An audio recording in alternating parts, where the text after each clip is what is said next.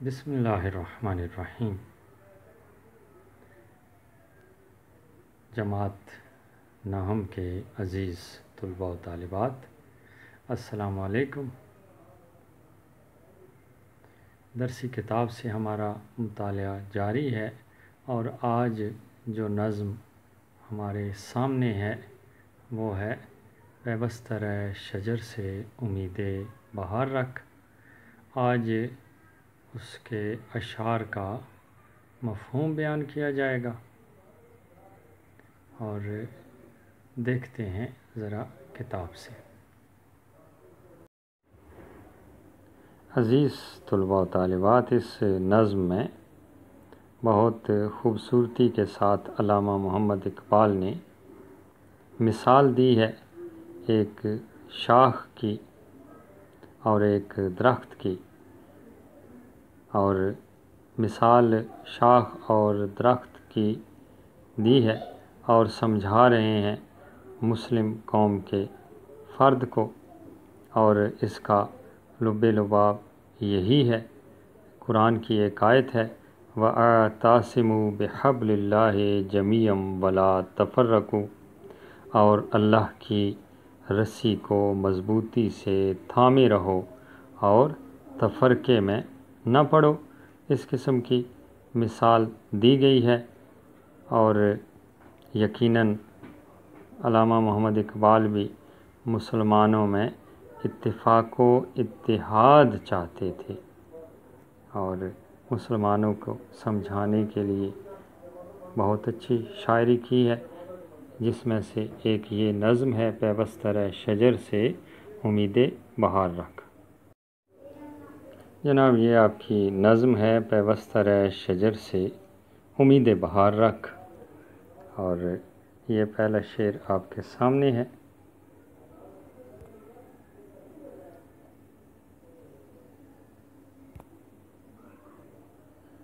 ڈالی گئی جو فصل خزاں میں شجر سے ٹوٹ، ممکن نہیں ہری ہو سحاب بہار سے۔ شاعر کہتے ہیں کہ موسم خزاں میں جو شاخ درخت سے ٹوٹ جاتی ہے، بہار کے بادل سے بھی وہ شاخ دوبارہ سرسبز و شاداب نہیں ہو سکتی۔ دوسرا شعر ہے لازوال عہد خزاں اس کے واسطے، کچھ واسطہ نہیں ہے اسے برگ و بار سے۔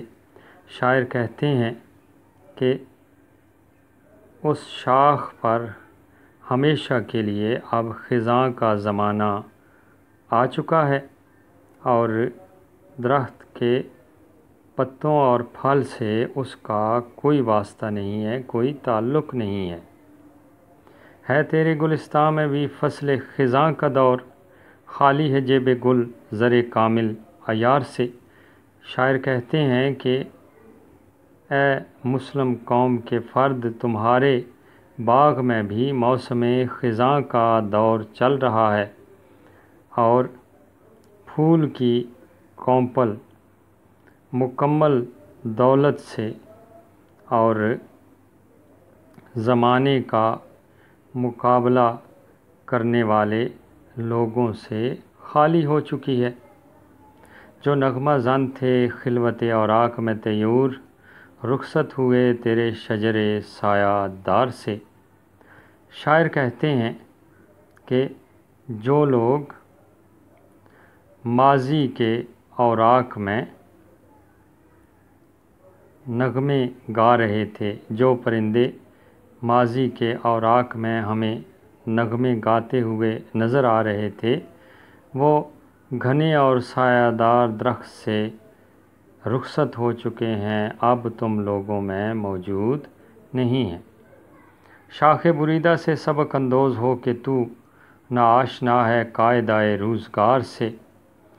اے مسلم امت کے فرد، کٹی ہوئی شاخ سے کچھ سبق سیکھ لے، کیونکہ تم زمانے کے حالات سے بے خبر ہو، اور زمانے کے حالات سے کس طرح مقابلہ کیا جاتا ہے تمہیں اس کا پتہ نہیں ہے۔ ملت کے ساتھ رابطہ استوار رکھ، پیوستہ رہ شجر سے امید بہار رکھ۔ شاعر کہتے ہیں کہ اپنی قوم کے ساتھ مضبوط رابطے میں رہو، اور جب تم درخت کے ساتھ جڑے رہو گے تو تب ہی تم بہار کی امید رکھ سکتے ہو۔ یہ اس کا مفہوم تھا۔ عزیز طلباء و طالبات، اب اگلے لیکچر میں انشاءاللہ آپ کو تشریح کا طریقہ بیان کیا جائے گا۔ عزیز طلباء و طالبات، امید ہے مفہوم آپ کی سمجھ میں آ گیا ہوگا اور آپ اسے ذہن نشین رکھیں گے، کیونکہ اگر مفہوم ذہن نشین ہوگا تو تشریح آپ آسانی سے کر سکتے ہیں۔ ذرا دھیان اور توجہ سے پڑھیے گا، کیونکہ اس کے بعد آپ نے تشریح کرنی ہے۔ اس کے ساتھ ہی آپ کا معلم ممتاز گوندل آپ سے اجازت چاہتا ہے۔ انشاءاللہ دوبارہ حاضر ہوں گے، تب تک کے لیے فی امان اللہ۔ اللہ نگہبان، خدا آپ کا حامی و ناصر ہو۔